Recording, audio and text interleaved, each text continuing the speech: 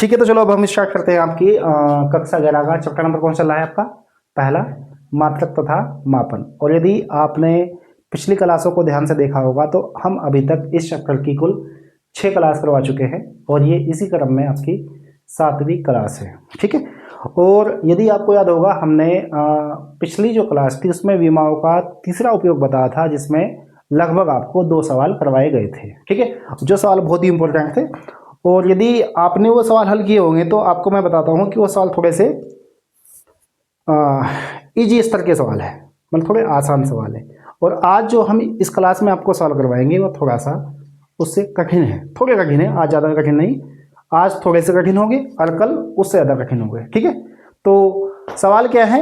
सवाल देखिए आप, नंबर 3 सवाल बोलिएगा। ठीक है, सवाल देखिए, यदि कंपित तार की आवृत्ति स्मॉल n, क्या है?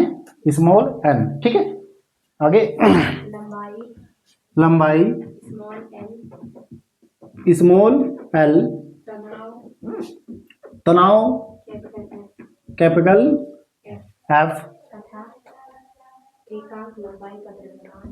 तथा एकांक लंबाई का द्रव्यमान स्मॉल m हो तो विमीय विधि से आवृत्ति के लिए सूत्र ज्ञात कीजिए। ठीक है, बहुत अच्छा सवाल है ये, सेम उसी क्रम का सवाल है, लेकिन उससे जो आपने अभी तक सवाल किया ना, थोड़ा सा उससे एडवांस लेवल का है, थोड़ा सा हल्का सा है ना। सवाल उसी प्रकार से होगा। और जैसे कि मैंने आपको बताया था कि जब भी आपके सामने कोई सवाल लिखा हो तो सबसे पहले आपको ये पता होना जरूरी है कि सवाल में लिखा क्या है। ठीक है, और सवाल की भाषा क्या है। अगर आपको सवाल पढ़ के ये बात समझ में आ जाए कि आपको क्या निकालना है तो मुझे लगता है कि सवाल को करना फिर आसान हो जाता है। ठीक है, तो आप जरा सवाल को एक बार ध्यान से पढ़िए। सवाल को एक बार आप लोग ध्यान से पढ़िए। सवाल देखिए क्या है, यदि कंपित तार की आवृत्ति स्मॉल n, यहां तक एक पॉइंट लिखा है। ठीक है, आगे क्या कहा इसने? लंबाई l, आगे तनाव F तथा एकांक लंबाई का द्रव्यमान स्मॉल m, ठीक है, हो तो विमीय विधि से भी तो होगा यहाँ पे,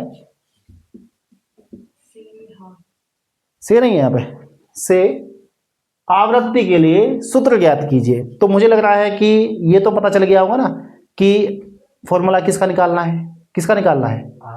आवृत्ति का, पक्का है। इसका फॉर्मूला निकालना है और ये अकेला किस किस पर डिपेंड, मतलब किस किस पर निर्भर करेगा बताओ? लंबाई L पर भी, तनाव F पर भी, और साथ में एकांक लंबाई के द्रव्यमान स्मॉल m पर भी। ठीक है ना, तो आपको इन चीजों को ध्यान में रखते हुए ही अपना सवाल हल करना है। अब देखिए, जब हम सवाल करते हैं तो बताइए हम लिखते कैसे हैं? हल लिखेंगे, बिल्कुल। और जब हल लिखेंगे तो सबसे पहले क्या लिखते हैं? माना, है ना। माना, बोलो क्या लिखेंगे? सीधा आवृत्ति लिखा है, कोई दिक्कत नहीं। चाहे तो इसको लिखो या ना लिखो, कोई दिक्कत नहीं है ना। लेकिन इतना तो लिख लो यार, तार की आवृत्ति, है ना। पता चला आवृत्ति सीधा ही तो तार लिख भी दो, है ना, या पूरा लिख दो, कोई दिक्कत नहीं। क्या है? माना कंपित तार की आवृत्ति, ठीक है, क्या है? स्मॉल n, वो क्या है आगे? लंबाई स्मॉल l, आगे ना की घात स्मॉल a, भूल गए?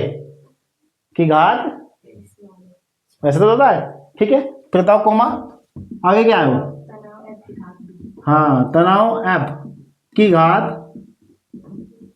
b तथा, ये पूरा लिखना पड़ेगा आपको, खाली द्रव्यमान से नहीं चलेगा, क्योंकि ये है एकांक लंबाई का द्रव्यमान। किसका द्रव्यमान है?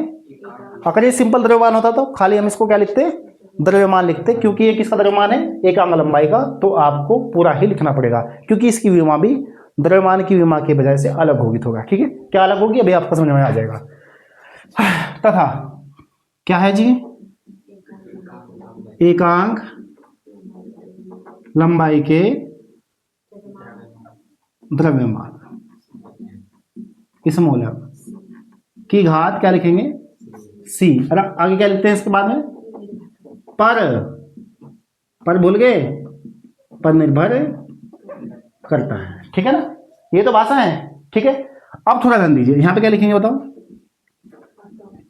अर्थात n समानुपाती l की पावर a, f की पावर b और m की पावर c। कोई दिक्कत तो नहीं आता।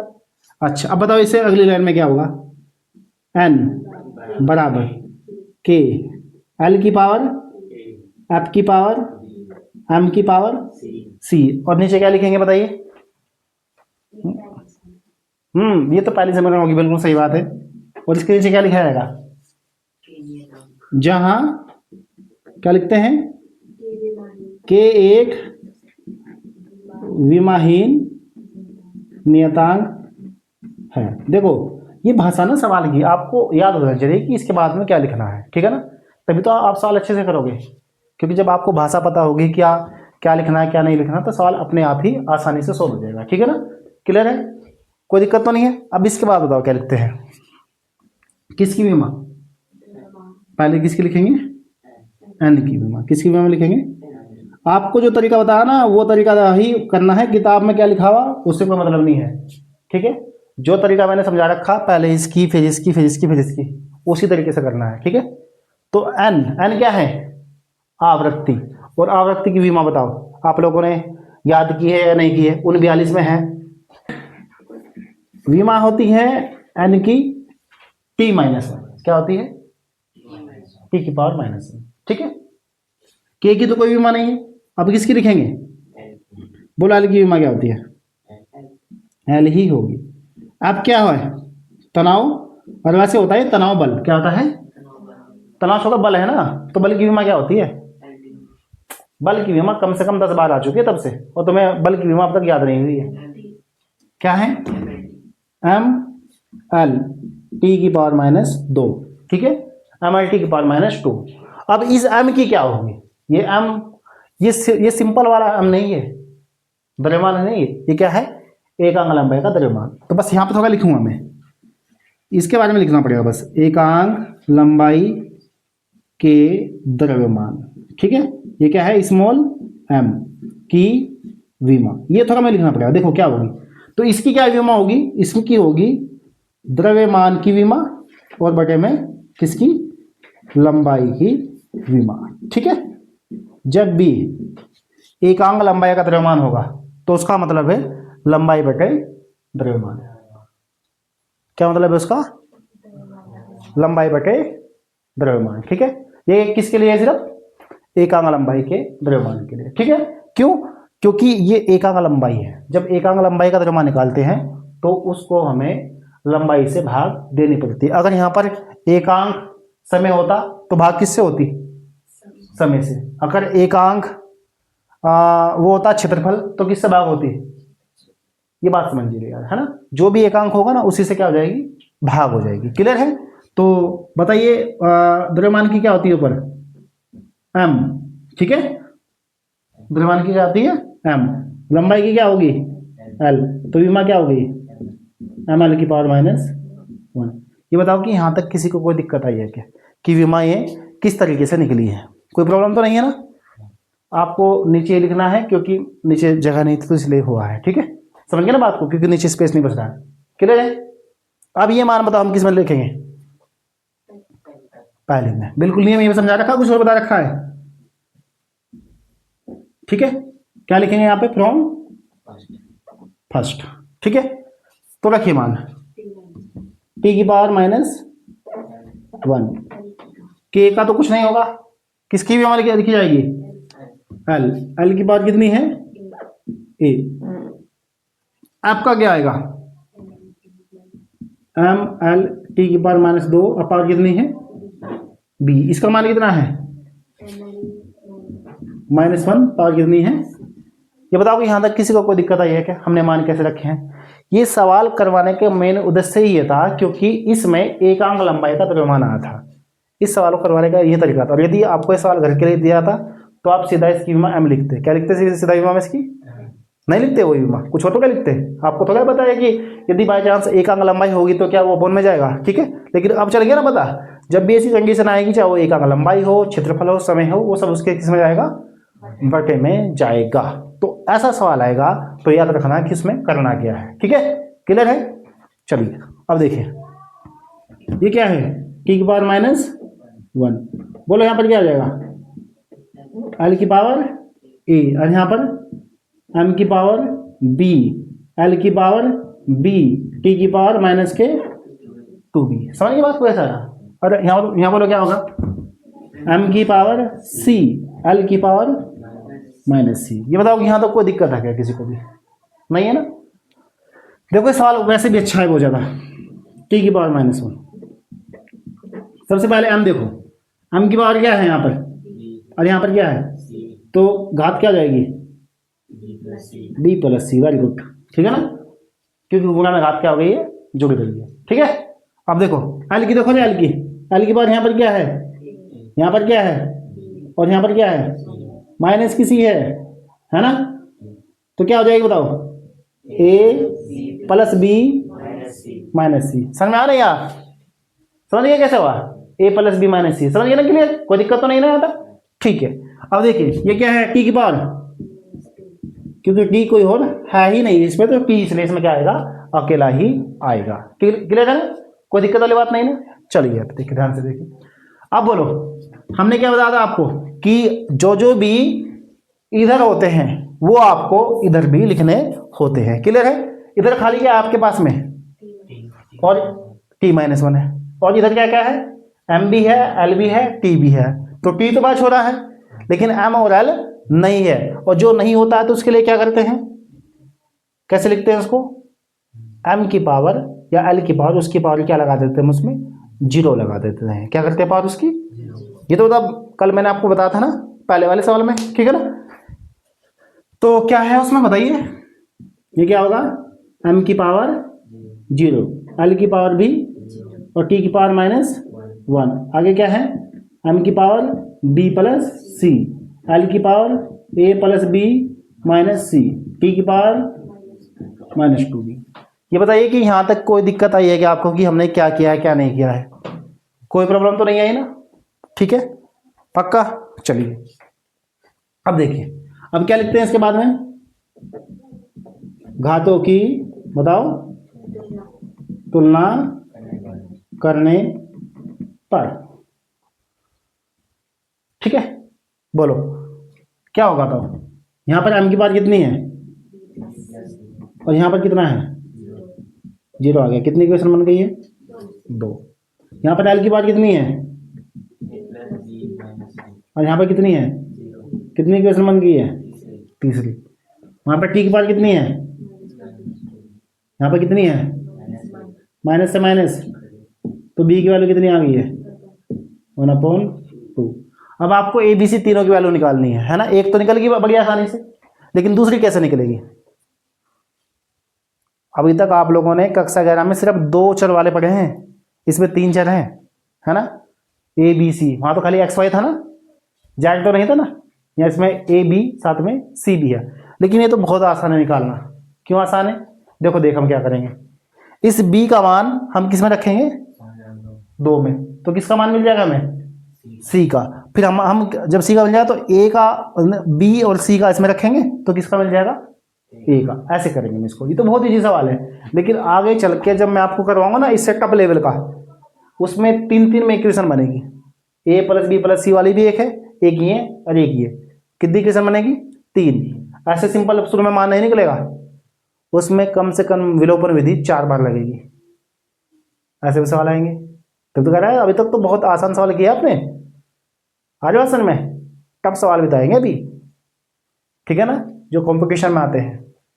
11 की फिजिक्स है भाई, इतने हल्के में मत लेना, ये मैं पहले बता रहा हूँ, ठीक है। हल्के में तो है ही नहीं है, ठीक है ना।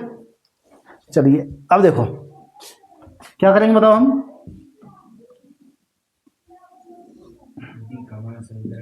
फ्रॉम 2, बस सीधा लिख दिया मैंने फ्रॉम 2, है ना। बोलो क्या होगा, 1/2 प्लस सी बराबर 0। तो सी की वैल्यू कितनी आ गई है, माइनस के 1/2 आ गई है ना, यहाँ तो कोई दिक्कत नहीं है। अब बी का और सी का मान किस में रखेंगे, 3 में, फ्रॉम किस में रखेंगे, 3rd में रखिए। ए प्लस बी की वैल्यू कितनी है, 1/2 माइनस सी की वैल्यू क्या है, -1/2, और माइनस पहले से तो क्या हो जाएगा, माइनस माइनस प्लस हो जाएगा, नहीं हो जाएगा, क्लियर है। कितना आ जाएगा, प्लस का 1/2 बराबर 0। अब मुझे बता रहे ए प्लस 1/2 प्लस 1/2 कितना हो जाएगा, 0 होता है। बड़े खतरनाक बच्चे यार आप लोग तो। अरे यार सीधी सी बात है, एलसीएम देख लो चाहे कैसे देख लो, 1/2 आधा ही तो होता है, आधा प्लस आधा कितना होगा, क्या यार हद कर दी है 0। अरे 1/2 कितना होता है, यही तो समस्या है कि गणित तो जिसके पास गणित नहीं होता ना, जो बायोलॉजी वाला होता है वो ऐसे करता है जी, आधा प्लस आधा 0। ये कहाँ का नियम है भाई, ऐसे होता सुना है कभी है। अरे ये आधा ही तो होता है, 1/2 का मतलब क्या होता है, आधा, आधा प्लस आधा कितना होगा, तो 0 कब से होने लगा है, नहीं समझे आप। तो गणित ना लेने का भी ये एक साइड इफेक्ट है। क्या आप आधा प्लस आधा क्या बता रहे हैं, 0। ये बड़ी दिक्कत वाली बात है, ठीक है। कितना होगा, क्लियर है। और वैसे देख लो कि एलसीएम क्या हो गया, 2, 1 प्लस 1 भी कितना होगा, 2, तो 2/2 तो कितना आएगा, 1 ही तो आएगा, तब भी कुछ और आएगा, क्लियर है ना। ठीक है, तो अब देखो क्या होगा, 2/2 बराबर, अरे यार मैं क्यों लिख रहा हूँ, मतलब मैंने आपको बता दिया, 1 आ गया ना, आ गया ना 1, तो कितनी वैल्यू आ गई है, -1। अरे +1 कैसा आएगा, -1। यहाँ तो कोई दिक्कत तो नहीं है ना किसी को, क्लियर है ना। अब बताओ हम क्या करेंगे, ये तीनों मान हम किस में रखेंगे, पहली में, किस में रखेंगे, पहली में। तो मैं यहाँ पर लिख रहा हूँ फ्रॉम फर्स्ट, क्या लिख रहा हूँ, फ्रॉम फर्स्ट, ठीक है। रखो जी मान इसमें, ये रहा n = k, l की पावर -1। ओके चलो जाओ खेल लो, ठीक है खेलो, हाँ हाँ आ गया कोई बात नहीं, ठीक है। हाँ तो भाई एल की बार कितनी हो गई है, -1, और जो ऐप है, ऐप की बार कितनी हो जाएगी बताओ, प्लस की है ना, एम की बार क्या आ जाएगी, -1/2। देखो ये वाली कंडीशन हो गई आ गई जो सबसे पहले वाले सवाल में आई थी, यदि आपने पहला सवाल बड़े ध्यान से किया होगा तो, है ना। क्या कंडीशन आई बताओ, ये पावर माइनस में आ गई ना, ये भी माइनस में आ गई है, तो सबसे पहले क्या करेंगे, ये घात माइनस की तो नीचे आगे किसकी हो जाएगी, प्लस की, और ये आपकी बात क्या है 1/2, और ये एम की बात -1/2 तो नीचे आगे किसकी हो जाएगी, प्लस की 1/2। ये बताओ कि यहाँ तो कोई दिक्कत आ रही है, क्या किया हमने, ठीक है। अच्छा अब देखिए n बराबर k/l, और ये होगा f/m, इसकी पावर क्या लिख देंगे पूरे हम, 1/2। ये तो बता था या कुछ और बता था आपको मैंने, है ना, पक्का। अब मैं थोड़ा इधर लिखूंगा भाई, इतना बड़ा सवाल हो गया कि कुछ समझ में नहीं आ रहा कहाँ पर लिखे, ठीक है। बोलो क्या होगा, n बराबर k/l, और इसको क्या लिख देंगे, √ f/m, जैसे कि हमने पहले सवाल में लिखा था, याद है ना आपको, पहले में लिखा था ना हमने ऐसे ही, ठीक है। तो ये क्या होगा जी आपका यहाँ पर फाइनली आंसर आ गया। और इससे आगे यदि आपको पता है तो ठीक है, और नहीं पता है तो कोई बात नहीं, लेकिन मुझे पता है, इसमें आता है प्रयोगों के आधार पर, क्या लिखेंगे, प्रयोगों के आधार पर। पता है तो बहुत अच्छी बात है ना। क्या आता है कि हमारे समय 1/2, तो क्या होगा n बराबर बताओ, 1/2l √f/m, और ये इसका क्या है आपका फाइनल आंसर है, ठीक है। बहुत अच्छा सवाल है, बहुत ही इंपॉर्टेंट सवाल भी है परीक्षा की दृष्टि से। हमारे ज़माने में सबसे ज़्यादा सवाल आता था तब पेपर में, और बच्चे इस सवाल को अक्सर कहाँ गलत करते थे, बच्चे इस सवाल को पता है कहाँ पर गलती करते हैं, यहाँ पर जब द्रव्यमान की विमा लिखने का नंबर आता है तो वो खाली क्या लिखते हैं एम, लेकिन उन्हें नहीं पता होता कि जब एकांक लंबाई तो वो किस में जाएगी अपॉन में। यहीं से गलती। बताइए सवाल करने का तरीका वही है कि या कुछ अलग आया तरीका, यही है ना? सारी बात समझ में? तो तरीका हमेशा सेम रखना है और याद रहे तरीका अगर मुझे गलत दिखाई दिया तो अच्छा नहीं होगा। ठीक है, ठीक है। तो चलिए अभी हमने आपको एक बहुत अच्छा सवाल करवाया था विमाओं के तीसरे उपयोग का, और इसी क्रम में हम एक और बहुत अच्छा सवाल करवाएंगे जो आपका एनसीईआरटी का सवाल है। और परीक्षा की दृष्टि से तो मैं इसको बोलूँगा नेट और जेईई एडवांस के लिए बहुत ज़्यादा इम्पोर्टेंट है, और प्रतियोगिता परीक्षा के लिए भी बहुत ज़्यादा इम्पोर्टेंट है, क्योंकि ये सवाल थोड़ा सा अच्छे लेवल का सवाल है और थोड़ा सा टफ भी है।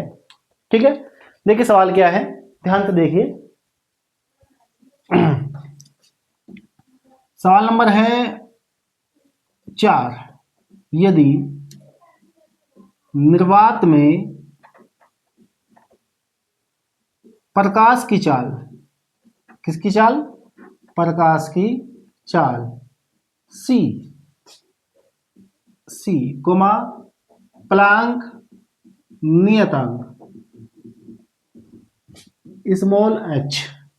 आप लोगों ने पढ़ा भी होगा कि प्लांक नियतांक स्मॉल h होता है, और नहीं पढ़ा तो कोई दिक्कत वाली बात नहीं, आप आगे चल करके फिजिक्स में पढ़ लेंगे।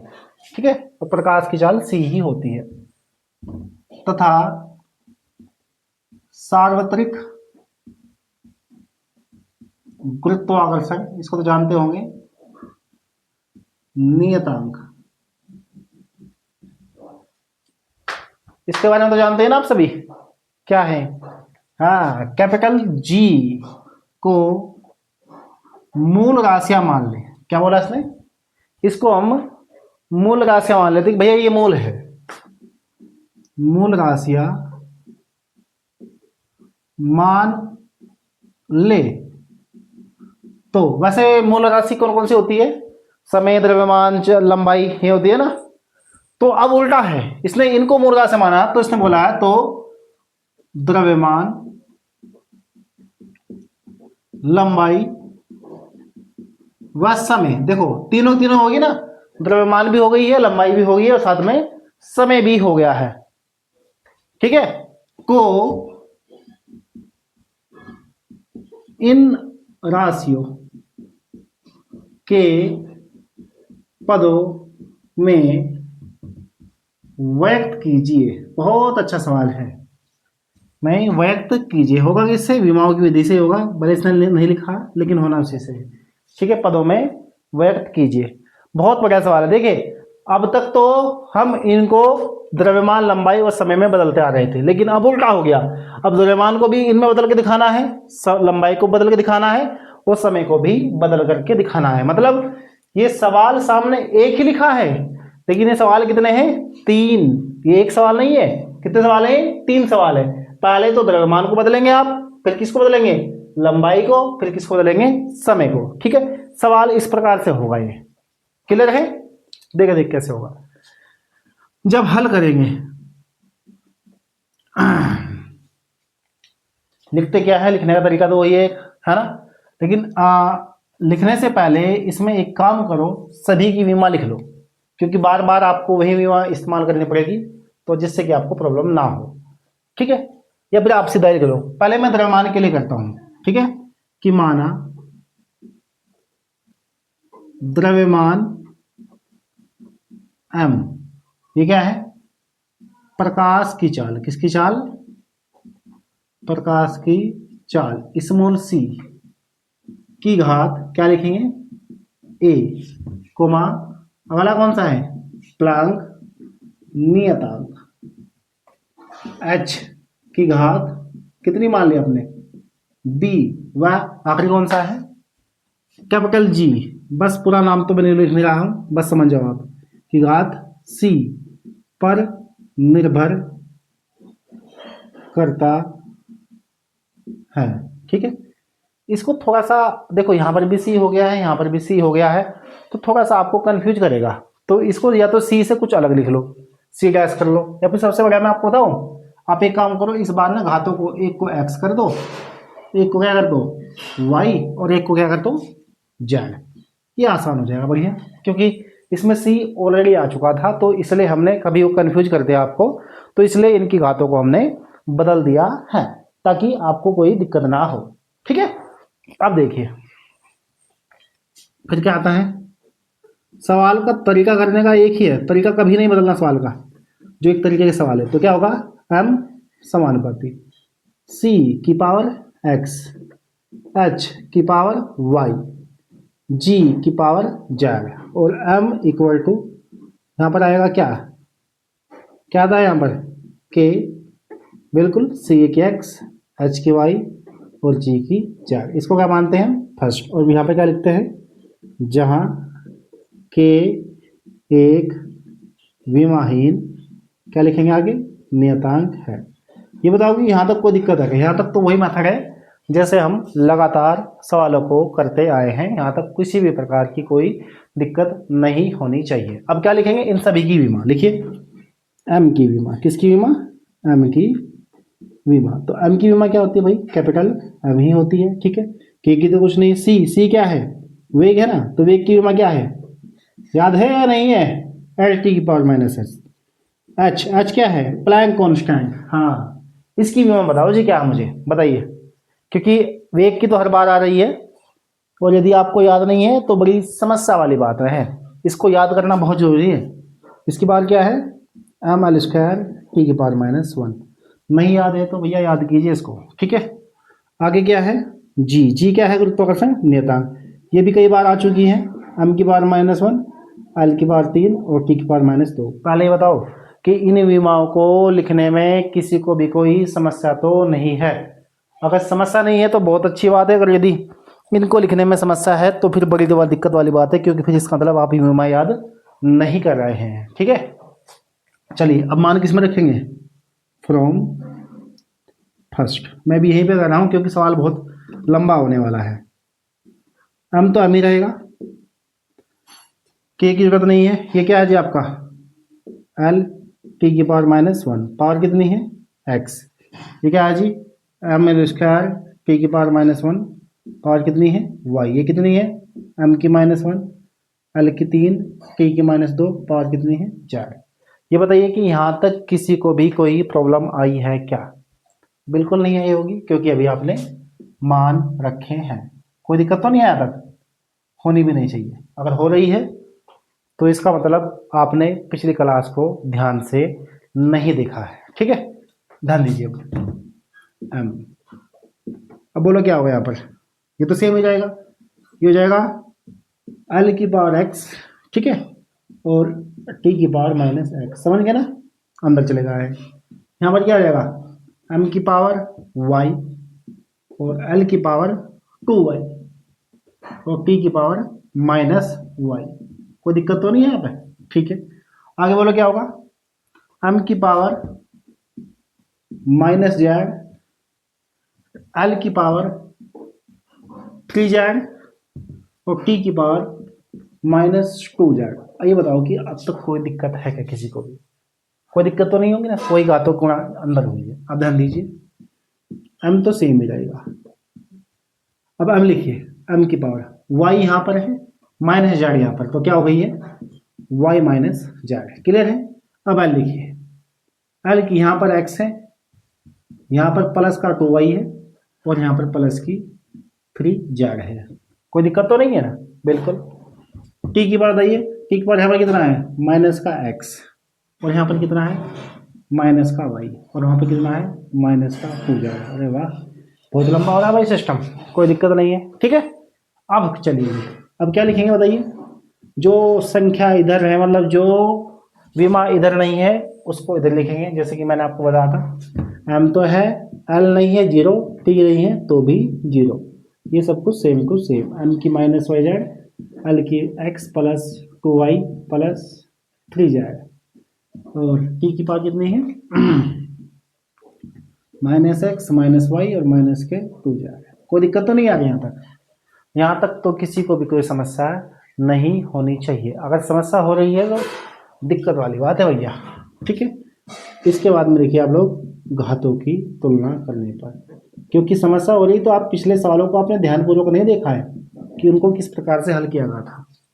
और कैसे बताया था कि गुणा घातक गुणा कैसे होती है अंदर और कैसे तुलना करते हैं। तुलना के लिए बताइए y माइनस जेड के बराबर क्या आएगा, साफ साफ दिखा देगा जी, 1 है। इक्वेशन नंबर 2 ये क्या है, x plus 2y plus 3z equal to क्या आएगा, कुछ नहीं है जी इधर 0 है। ये क्या है minus X plus sorry minus ही है माइनस वाई और माइनस के 2z इक्वल टू भी 0। अब देखिए नंबर 4 इनको कैसे हल करेंगे कि ताकि एक्स वाई जेड के मान तुरंत मिल जाए। अब देखिए पिछली बार तो ऐसा था कि आपको एक का मान मिल गया था तो आपको तो आपने दूसरी में रख दिया था तो सवाल सोल्व हो गया था। लेकिन यहाँ क्या करें, यहाँ तो वाई माइनस जेड है, यहाँ पर x plus y plus z है, यहाँ पर एक्स माइनस वाई और माइनस 2z है। इसका मतलब ये है 3 चरों वाले रैखिक समीकरण। आपने कक्षा 10 में पढ़े थे 2 चरों वाले, लेकिन ये कौन से हैं 3 चरों वाले। तो ऐसी स्थिति में इसको हल कैसे करते हैं, तो ऐसी स्थिति में भी इसको हल करने का एक ही तरीका है, वो यही है कि पहले 3 चरों को हम 2 चरों में कन्वर्ट करेंगे। वो कैसे करेंगे देखे ध्यान से, ये वाई माइनस जेड है तो 2 चरों में ऑलरेडी है, इसको मत छोड़ो। इन दोनों की सहायता से कैसे भी करके वाई जेड की इक्वेशन लाओ। ये इक्वेशन है ना, दोनों को ही कहीं हल कर दो, कोई दिक्कत नहीं है। कैसे, विलोपन विधि वही, इनको जोड़ दो, ये दोनों क्या आ जाएंगे कैंसिल। ये क्या है 2y माइनस वाई तो खाली क्या बचेगा y, 3z माइनस 2z तो खाली क्या बचेगा प्लस z और बराबर कितना आ जाएगा 0। मुझे बताओ कि यहाँ तक किसी को भी कोई दिक्कत आ रही है क्या? अगर दिक्कत आ रही है तो मुझे अभी बता दीजिए, फिर मैं आगे बताऊंगा आपको क्या करना है। ठीक है, नहीं आ रही ना, वेरी गुड। इक्वेशन नंबर कौन सी हो गई आपके पास में 5, कौन सी इक्वेशन हो गई जी 5। यहाँ तक बताओ किसी को भी कोई प्रॉब्लम है क्या, नहीं है ना। चलिए अब इसके नीचे पर एक वाली इक्वेशन लिख दी, Y minus Z equal to 1, कौन सी है 2। अब लगाओ जी विलोपन विधि, जो आप करते आए हैं कक्षा किस में करते आए हैं 10 में। बताओ यहाँ पर इससे दोनों कैंसिल, ये क्या हो गया 2y बराबर 1। ठीक है, तो y की वैल्यू कितनी आ गई है बताइए, चलो मैं इधर लिख देता हूँ। y की वैल्यू आ गई है 1/2। कितनी आ गई जी y की वैल्यू 1/2। बताओ यहाँ तक किसी को भी कोई प्रॉब्लम है क्या, नहीं होगी ना। चलो यही लिख देते हैं, अभी तो है नीचे स्पेस यार, मैंने सोचा स्पेस नहीं है। y की वैल्यू कितनी आ गई है 1/2, तो y की वैल्यू तो निकल गई ना। अब y का मान किस में रख दो, चाहे तो आप सेकंड में रख दो और चाहे आप फिफ्थ में रख दो, तो यहाँ से आपको किसका मान मिल जाएगा जेड का मिल जाएगा। चलो फिफ्थ में रख देते हैं, आसान पड़ेगा, फ्रॉम फिफ्थ। तो y की वैल्यू क्या है 1/2 प्लस जेड इक्वल टू 0, तो जेड की वैल्यू क्या आ गई है माइनस के 1/2। ठीक है, y भी आ गई है जेड भी आ गई है, लेकिन अब क्या चाहिए आपको x के लिए मान इसमें रख दो फ्रॉम 3 में, किस में रख दीजिए मान फ्रॉम थर्ड। ठीक है, तो फ्रॉम थर्ड में क्या करेंगे बताइए आप, यहाँ पर क्या होगा बताओ x तो सेम रहेगा प्लस 2y, y की वैल्यू कितनी है भाई बताओ, कहाँ y की वैल्यू किधर दिखाई दे रही है 1/2 प्लस 3, इसकी वैल्यू कितनी है जी माइनस के 1/2 बराबर 0। तो क्या हो गया, ये हो गया है x प्लस 1, 2 से 2 कैंसिल और माइनस 3/2 बराबर 0। तो कितना बच गया x माइनस 1/2 बचेगा। समझ गया वो कैसे बचेगा, तो x की वैल्यू कितनी आ गई है 1/2। बताओ समझ में आ गया यहाँ तक कि x की वैल्यू 1/2 कैसे है। ये तो गुणा का सवाल है यार, इसमें कोई बड़ी बात नहीं होनी चाहिए। अगर इसमें दिक्कत आ रही तो फिर बड़ी समस्या वाली बात है भाई, इतना हम आपको पहले बता रहे हैं। ठीक है, चलिए कोई प्रॉब्लम तो नहीं। अब क्या करते हैं, इन x y z के तीनों का मान कहाँ रखेंगे हम फ्रॉम फर्स्ट में, किस में रखेंगे फ्रॉम फर्स्ट में। चलो जी मान रखना शुरू कर दीजिए आप, कोई भी प्रॉब्लम वाली बात नहीं है, मान तो रखना पड़ेगा ही। रख देते हैं, रखिए कहाँ पर भाई फर्स्ट कहाँ है, अरे ये तो रही कहाँ है, ये रही, बोलो m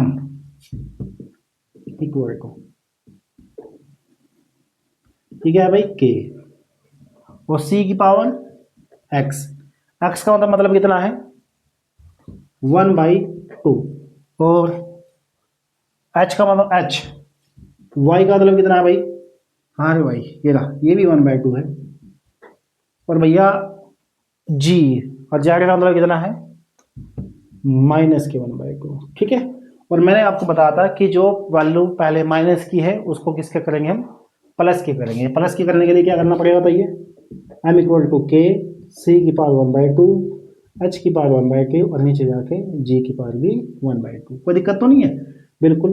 एम बराबर यहाँ पर होगा के, होगा सी एच अपॉन में जी, और की पावर कितनी हो गई है 1/2। बताओ यहाँ तक कोई दिक्कत है कि सी एच अपॉन में जी कैसा हुआ है और पावर 1/2 कैसे हो गई? ठीक है, अब बताओ एम इक्वल टू के, इसको क्या लिख सकते हैं अपन अंडर रूट में सी एच और अपॉन में जी। तो ये हो गया जी आपका द्रव्यमान तीनों के पदों में आ गया। इसमें के का मान हमें नहीं पता कि क्या है, सीधा यहीं पर आंसर लिख दीजिए, कोई दिक्कत वाली बात नहीं है। बताइए ये सवाल आपके समझ में आया कि नहीं आया है? बिल्कुल सेम वही सवाल था, बस थोड़ा सा क्या था इसमें आपकी कैलकुलेशन ज़्यादा थी। तो इस सवाल को आप लिखिए बड़े ध्यान से, और फिर मैं आपको इसका दूसरा पार्ट बताता हूँ, और इसको आपको ध्यानपूर्वक लिखना है। जहाँ पर कोई समस्या यदि आपको आती है तो वीडियो को पॉज करिए और इसको लिखिए, ठीक है। और जहाँ भी दिक्कत है, कहीं भी दिक्कत है ना कि भाई तुलना कैसे हुई है कैसे नहीं हुई है, तो वहीं से सवाल को दोबारा करना शुरू कर दीजिए। तरीका यही बेस्ट है इसका, और कुछ नहीं है, ठीक है। तरीका इसका एक ही है, और कोई इसका तरीका है ही नहीं है सवाल का, क्योंकि यदि किसी और तरीके के चक्कर में पड़ेंगे तो ये सवाल किसी भी कीमत पर नहीं होगा।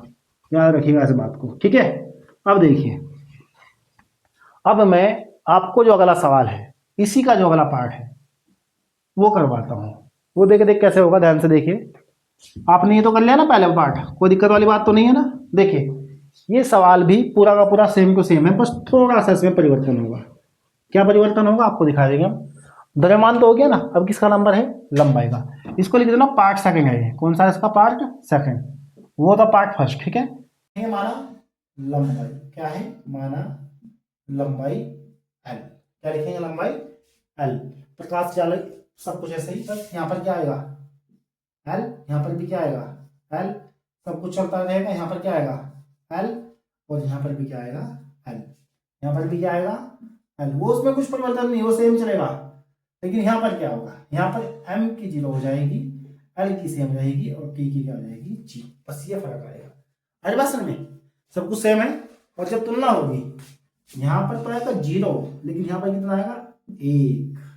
आगे नहीं भाषण में देखो क्या परिवर्तन आ रहा है, क्योंकि इस बार इधर एल की पावर 1 है, एम की पावर 0 है, और टी की पावर भी कितनी है 0 है, इसलिए ऐसा हुआ है। तो चलो अब फिर से इसको सोल्यूशन करो। देखो मैं आपको तीनों करवा देता हूँ ताकि आपको दिक्कत ना हो, क्योंकि हो सकता है कि आप में से कुछ बच्चे बायोलॉजी वाले हो, कुछ क्या बहुत ज्यादा बच्चे बायोलॉजी वाले हैं मुझे पता है, इसलिए हम इसके आपको तीनों के तीनों करवाएंगे। और इस सवाल को आप अपने घर में कम से कम 2 बार निकालना, तब जाके इसके डाउट्स आपके क्लियर होंगे। नहीं तो इसके डाउट सवाल के बिल्कुल भी क्लियर नहीं होने वाले हैं, क्योंकि सवाल ये वास्तव में थोड़ा सा डिफिकल्ट है। तो करने का तरीका वही है जी, उसको तो सेम रखेंगे, पहले इसको कर देंगे, ये दोनों कैंसिल, 2 वाई में से 1 वाई का कितना बच गया जी वाई, 3 जगह में से 1 जगह तो कितना बचा खाली जेड बराबर 1। कितना आ गया है जी 1। और इक्वेशन नंबर कौन सी हुई जी आपकी? नंबर 5। कोई दिक्कत तो नहीं है यहाँ तक? यहाँ तक तो कोई प्रॉब्लम किसी को भी होनी नहीं चाहिए। अब बताओ क्या करेंगे, इसके नीचे लिखेंगे y minus Z equal to 0। Number 2 हल करो, तो ये दोनों गए हैं, अरे यार ये दोनों क्या रहेंगे, कैसी बात करते हैं हम यार, ये कैसे चले जाएंगे? y और y ये जाएंगे दोनों, तो यहाँ पे क्या बच गया 2y इक्वल टू 1। तो y की वैल्यू कितनी आ गई है जी 1/2। ये बताओ कि यहाँ तक कोई दिक्कत आ गया जैसे कि y की वैल्यू 1/2 कैसे आई है, जैसे कि पिछले सवाल में हुआ था, सेम वही सवाल है। इसके बाद में इसका मान कहाँ रखेंगे बताइए? इसका मान रखा जाएगा फ्रॉम सेकेंड में, तो 1/2 माइनस जेड इक्वल टू 0। तो माइनस के जेड के बराबर भी माइनस का 1/2 आएगा, तो माइनस से माइनस कैंसिल, तो जेड की वैल्यू आएगी 1/2। बताइए यहाँ तक कोई दिक्कत है क्या? सही है ना? बिल्कुल। अब बताइए, अब इन दोनों का मान चाहे इसमें रख दीजिए चाहे इसमें रख दो, ज़्यादा अच्छा रहेगा। फ्रॉम चार्ट में इजी हो जाएगा, रखो माइनस एक्स माइनस वाई मतलब 1/2, और 2 जेड -2, और जेड की वैल्यू भी 1/2 बराबर 0। ये बताइए कि यहाँ तक किसी को भी कोई दिक्कत आ रही है क्या? किसी को कोई दिक्कत नहीं आनी चाहिए, मैं समझता हूँ कि दिक्कत आ रही तो कोई प्रॉब्लम वाली बात है भैया, ठीक है। ये हो गया माइनस का एक्स, माइनस का 1/2, और माइनस का हो गया है खाली 1 बचेगा, ठीक है। माइनस माइनस जुड़ जाएंगे, गणित वाले बच्चे हैं, माइनस का 3/2 बचेगा, ठीक है। ये माइनस का एक्स हो जाएगा प्लस का, यानी कि एक्स की वैल्यू आ गई है 3/2। बताओ कैसे है, समझ गए कि नहीं समझे हैं? अरे माइनस की, सॉरी माइनस की 3/2 आ गई, क्योंकि ये माइनस हो जाएगा प्लस हो जाएगा ना, इसलिए, ठीक है। तो अब आप समझ गए होंगे कि एक्स की वैल्यू माइनस की 3/2 कैसे आई है। अब पता है क्या करेंगे इससे अगले लाइन में, सेम सवाल वही है, कोई भी परिवर्तन नहीं है, तो क्या करेंगे, इनके मान हम फर्स्ट में रख देंगे। किस रख देंगे, फ्रॉम फर्स्ट रखो जी। यहाँ पर क्या है, यहाँ पर आपका एल के और सी की पावर -3/2, ठीक है। और एच वाई, एच का मतलब वाई की पावर कितनी है जी, मेरा 1/2, और जी और जेड की पावर कितनी है 1/2। बताओ यहाँ तक कोई प्रॉब्लम है किसी को, नहीं है ना, बिल्कुल नहीं हो। अब आगे देखिए, एल बराबर के एच जी की पावर 1/2 की पावर 1/2 और अपॉन में सी की पावर 3/2, क्योंकि जो माइनस का है वो प्लस का हो जाएगा नीचे जाकर के। अब एक काम करो, इसमें से एच जी अपॉन में सी क्यूब और 1/2 सबका मैंने बाहर ले लिया। इसमें 3/2 था ना, तो बाहर सिर्फ 1/2 आया, तो इसलिए वहां पे 3 सेम टू सेम बच जाएगा, ठीक है। और 1/2 मतलब क्या होता है, के अंडर रूट में एच जी अपॉन सी की पावर 3। ये हो गया जी आपका फाइनल आंसर, ठीक है। ये कैसे आया है, मैथ वाले बच्चों को तो पता होगा, लेकिन बायोलॉजी वाले, जो बायोलॉजी वाले बच्चे वो भी समझ लो कि ये 1/2 भाग आएगा, जब गुणा होगी तो फिर से 3/2 ही आ जाएगा। इसमें कोई प्रॉब्लम वाली बात नहीं होती है, ठीक है। तो मुझे लगता है कि इसका आपको सेकंड पार्ट भी अच्छे से समझ में आ गया होगा। कोई दिक्कत तो नहीं हुई ना किसी को भी? दिक्कत होनी ही नहीं चाहिए भाई, अगर दिक्कत हो रही है तो समझ लीजिए मामला खराब है भैया। दिक्कत हो रही है तो बड़ी दिक्कत वाली बात है। इसको लिख लीजिए, पॉज करके लिख लेना वीडियो को, ठीक है ना, क्योंकि मैं तो इसको साफ करने पर आ गया हूँ भाई। आप वीडियो को पॉज करना और लिख लेना कि कहाँ पर क्या समस्या है, ठीक है। क्योंकि यदि आप पॉज करके नहीं लिखेंगे तो बड़ी दिक्कत हो जाएगी आपको, क्योंकि अब मैं इसको साफ कर रहा हूँ इसलिए बोल रहा हूँ मैं आपको, बाकी तो कोई बड़ी बात नहीं है। और सवाल भी इतना मुश्किल नहीं है, ये तो होते रहते हैं सवाल, कोई इतनी बड़ी चीज थोड़ी है। बस आपको थोड़ी सी कैलकुलेशन है ज्यादा, इसलिए थोड़ा सा अजीब सा लग रहा होगा, नहीं तो सवाल बहुत अच्छा है, ठीक है। और ये सवाल भले ही दिखाई दे रहा था, लेकिन सवाल कितने थे, 3। और ये सवाल कॉम्पिटिशन में डायरेक्ट आ सकता है कि इन पर समय समय टी किस प्रकार निर्भर करेगा। 4 ऑप्शन होंगे, चारों में से बताना पड़ेगा कौन सा सही कौन सा गलत है, इस टाइप से आएगा, ठीक है। चलो एक लास्ट वाला देखो जब, कौन सा है वो, अरे कहाँ है, समय वाला है। कौन सा वाला है जी, समय वाला। यहाँ लिख दिया मैंने समय टी, ठीक है। यहाँ पर भी क्या आएगा भैया, टी, और यहाँ पर भी क्या आएगा, टी, और यहाँ पर भी क्या आएगा भैया, टी। यहाँ भी क्या आएगी, टी। क्लियर है?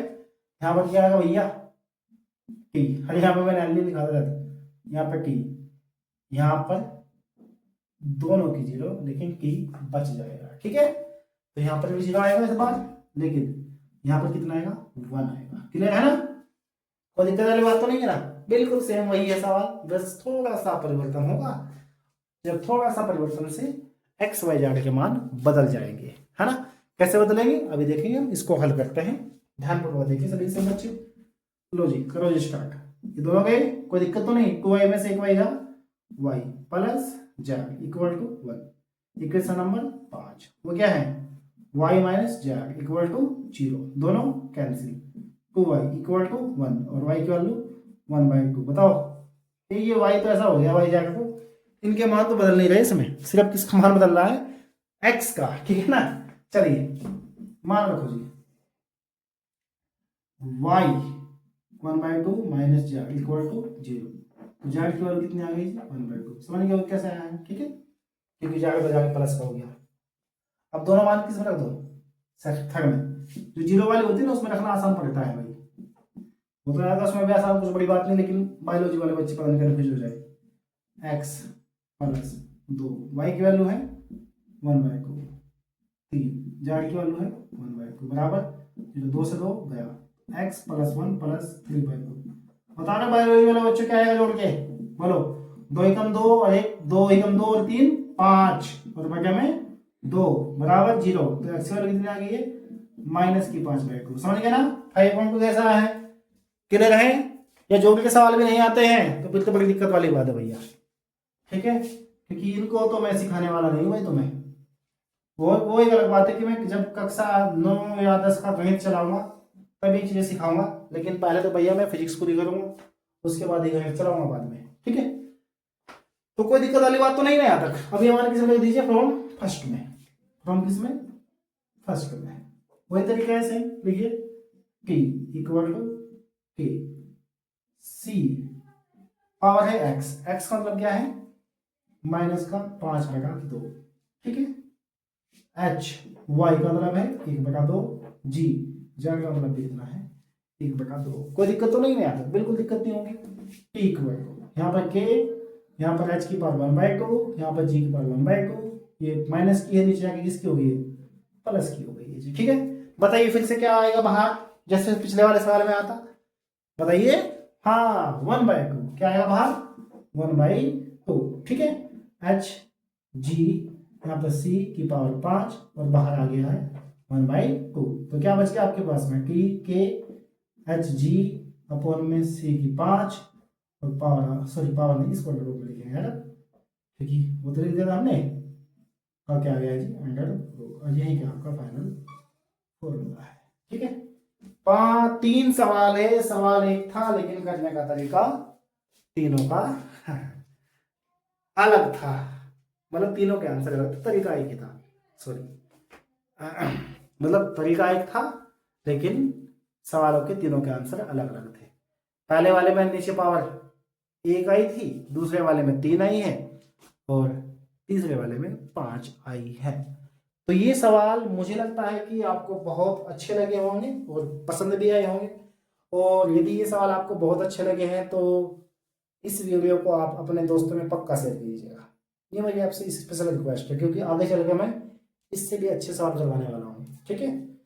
आप चिंता मत मानिए, मैं आपको ऐसे ऐसे सवाल करवाऊंगा जो सीधा कंपटीशन में आते हैं, पेपर में तो आते हैं, कोई दिक्कत वाली बात नहीं है, लेकिन ये है कि आपका फिजिक्स ऐसी करवा देंगे कि कोई जब आपके नोट्स देखेगा ना तो ये बोलेगा ये फिजिक्स पढ़ी कहाँ है आपने, ये मैं अपने आप गारंटी देता हूँ आपको, ठीक है। तो खैर कोई बात नहीं, कक्षा 11 वाले बच्चों के लिए बहुत बढ़िया सवाल है, सवाल को लिख लीजिए, ठीक है, इसको करिए। और बस एक हमारी आपसे आखिरी रिक्वेस्ट रहती है, किसी वीडियो को लाइक करिए, कमेंट करिए जो भी इस वीडियो में आपको अच्छा लगा है, और अपने दोस्तों के साथ में तो शेयर अवश्य कीजिएगा जो बच्चे पढ़ने वाले हैं, ठीक है। धन्यवाद।